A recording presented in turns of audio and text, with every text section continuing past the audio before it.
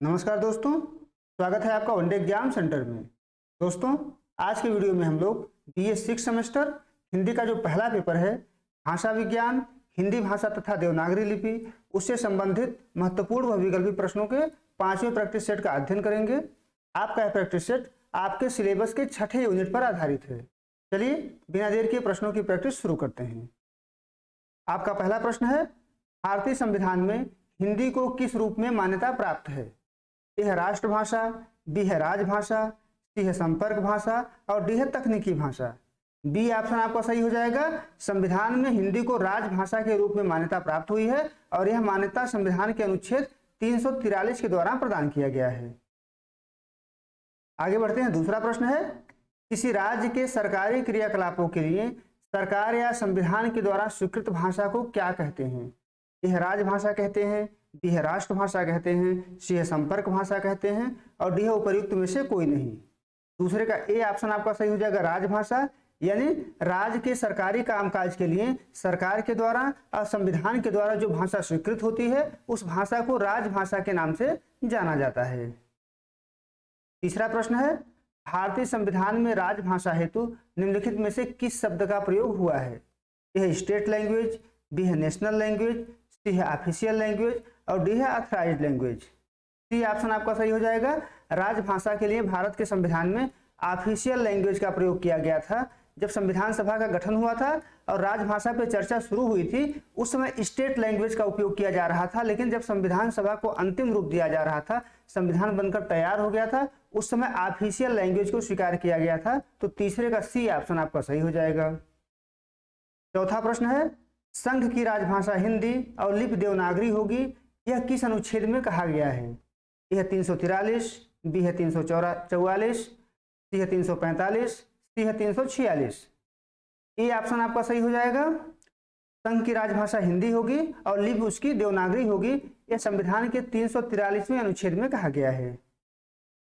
पांचवा प्रश्न है, निम्नलिखित में से राजभाषा के संबंध में सत्य है। आपको बताना है कि राजभाषा के संबंध में सत्य क्या है। यह शासन द्वारा स्वीकृत भाषा, बी संविधान अथवा विधायिका द्वारा शासकीय कार्य हेतु स्वीकृत भाषा, सी है दोनों सत्य हैं और डी है दोनों असत्य हैं। सी ऑप्शन आपका सही हो जाएगा। ऊपर जो कथन दिया गया है, दोनों कथन राजभाषा के संदर्भ में सत्य हैं, क्योंकि राजभाषा जो होती है शासन के द्वारा स्वीकृत भाषा होती है और संविधान तथा विधायिका के द्वारा शासकीय कार्य के लिए भी स्वीकृत भाषा होती है। तो सी ऑप्शन पांचवे का सही हो जाएगा। छठा प्रश्न है, संसद में हिंदी प्रयोग किए जाने का प्रावधान किस अनुच्छेद के अंतर्गत है? यानी कौन सा अनुच्छेद यह कहता है कि संसद में हिंदी का प्रयोग किया जाएगा? यह अनुच्छेद 120, बी है अनुच्छेद 210, सी है अनुच्छेद 343 और डी है अनुच्छेद 220। ए ऑप्शन आपका सही हो जाएगा। अनुच्छेद 120 में संसद में हिंदी के प्रयोग का प्रावधान किया गया है। छठे का ए ऑप्शन आपका सही हो जाएगा।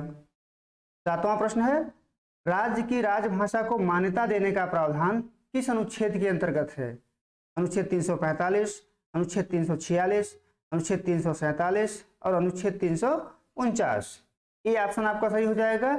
राज्य की राजभाषा को मान्यता देने का प्रावधान अनुच्छेद 345 के अंतर्गत किया गया है। आठवां प्रश्न है, राजभाषा अधिनियम का संसद द्वारा अधिनियमन कब हुआ? यानी संसद के द्वारा राजभाषा अधिनियम कब पारित किया गया था? यह 1963 में, बी है 1965 में, सी है 1967 में और डी है 1971 में। आठवें का आपका ए ऑप्शन सही हो जाएगा। 1963 में संसद के द्वारा राजभाषा अधिनियम को पारित किया गया था। नौवां प्रश्न है, हिंदी भाषा के प्रचार प्रसार का उत्तरदायित्व भारतीय संविधान ने किसे प्रदान किया है? यह है संसद को, बी है न्यायालय को, सी है राज्य को और डी है संघ को। डी ऑप्शन आपका सही हो जाएगा। हिंदी के प्रचार प्रसार का जो उत्तरदायित्व है भारतीय संविधान के द्वारा भारतीय संघ को प्रदान किया गया है। तो डी ऑप्शन यहाँ पर आपका सही हो जाएगा। 10वां प्रश्न है, भारतीय संविधान की किस अनुसूची में भाषाओं की सूची प्रदान की गई है? यह 7वीं अनुसूची में, बी है 8वीं अनुसूची में, सी है 10वीं अनुसूची में और डी है 12वीं अनुसूची में। बी ऑप्शन आपका सही हो जाएगा, 8वीं अनुसूची में। यानी भारतीय संविधान के 8वीं अनुसूची में भारतीय भाषाओं की सूची दी गई है और कुल 22 भाषा को इसमें शामिल किया गया है। 11 नंबर प्रश्न है, भाषाई अल्पसंख्यक वर्गों के लिए विशेष अधिकारी नियुक्त करने का प्रावधान किस अनुच्छेद में किया गया है? यह 350, बी है 350 क, सी है 350 ख और डी है इनमें से कोई नहीं। सी ऑप्शन आपका सही हो जाएगा, अनुच्छेद 350 ख। यानी अनुच्छेद 350 ख में भाषाई अल्पसंख्यक वर्गों के लिए एक विशेष अधिकारी नियुक्त करने का प्रावधान किया गया है। 12 नंबर प्रश्न है, उच्चतम न्यायालय तथा उच्च न्यायालय की भाषा के संबंध में भारतीय संविधान के किस अनुच्छेद में प्रावधान किया गया है?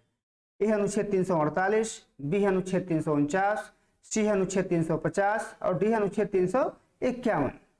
ए ऑप्शन आपका सही हो जाएगा, अनुच्छेद 348।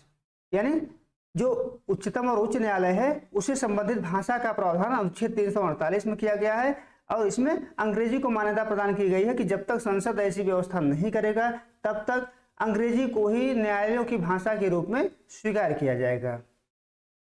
13 नंबर प्रश्न है, राजभाषा के संबंध में आयोग और संसद की समिति बनाने का प्रावधान किस अनुच्छेद में किया गया है? ए है अनुच्छेद 344, बी है अनुच्छेद 345, सी है अनुच्छेद 346 और डी है अनुच्छेद 347। ए ऑप्शन आपका सही हो जाएगा, अनुच्छेद 344। यानी अनुच्छेद 344 में राजभाषा के संदर्भ में आयोग और संसदीय समिति बनाने का प्रावधान किया गया है। 13 का ए ऑप्शन आपका सही हो जाएगा। 14 नंबर प्रश्न है, राजभाषा की संसदीय समिति में कितने सदस्यों का प्रावधान किया गया है? ए है 15 सदस्य, बी है 20 सदस्य, सी है 25 सदस्य और डी है 30 सदस्य। डी ऑप्शन आपका सही हो जाएगा, राजभाषा की संसदीय समिति में कुल 30 सदस्यों का प्रावधान किया गया है। 15 नंबर प्रश्न है, संसद द्वारा राजभाषा संकल्प कब पारित किया गया?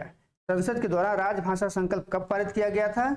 ए है 1963 में, बी है 1968 में, सी है 1973 में और डी है इनमें से कोई नहीं। बी ऑप्शन आपका सही हो जाएगा, 1968 में संसद के द्वारा राजभाषा संकल्प पारित किया गया था, तो 15 का बी ऑप्शन सही हो जाएगा। 16 नंबर प्रश्न है, निम्नलिखित में सही सुमेलित है। आपको बताना है कि इसमें कौन सही सुमेलित है। ए है राजभाषा अधिनियम 1963, बी है राजभाषा नियम 1976 और सी है राजभाषा संकल्प 1968 और डी है उपर्युक्त सभी। डी ऑप्शन आपका सही हो जाएगा। ऊपर जो तीनों विकल्प दिए गए हैं तीनों विकल्प सही सुमेलित हैं।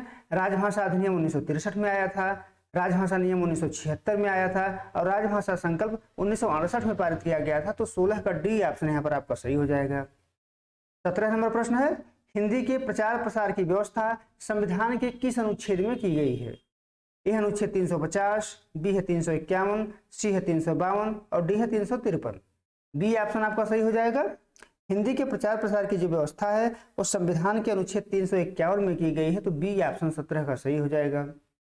18 नंबर प्रश्न है, विधानमंडल में प्रयोग की जाने वाली भाषा का प्रावधान किया गया है। ए है अनुच्छेद 120 में, बी है अनुच्छेद 210 में, सी है अनुच्छेद 320 में और डी है अनुच्छेद 343 में। बी ऑप्शन आपका सही हो जाएगा। विधानमंडल में कौन सी भाषा प्रयोग की जाएगी, इसके संदर्भ में अनुच्छेद 210 में प्रावधान किया गया है और ये कहा गया है इसमें कि जो विधानमंडल होंगे वो क्षेत्रीय भाषा का भी प्रयोग कर सकते हैं या हिंदी और अंग्रेजी का प्रावधान कर सकते हैं अपने यहाँ, तो बी ऑप्शन यहाँ पर आपका सही हो जाएगा। 19 नंबर प्रश्न है, प्रथम राजभाषा आयोग का गठन किसकी अध्यक्षता में की गई थी? ए है राजेंद्र प्रसाद के, बी है बाल गंगाधर खेर के, सी है इकबाल नारायणन के और डी है इनमें से कोई नहीं। बी ऑप्शन आपका सही हो जाएगा। बाल गंगाधर खेर यानी बीजी खेर की अध्यक्षता में प्रथम राजभाषा आयोग का गठन किया गया था। 19 का बी ऑप्शन आपका सही हो जाएगा।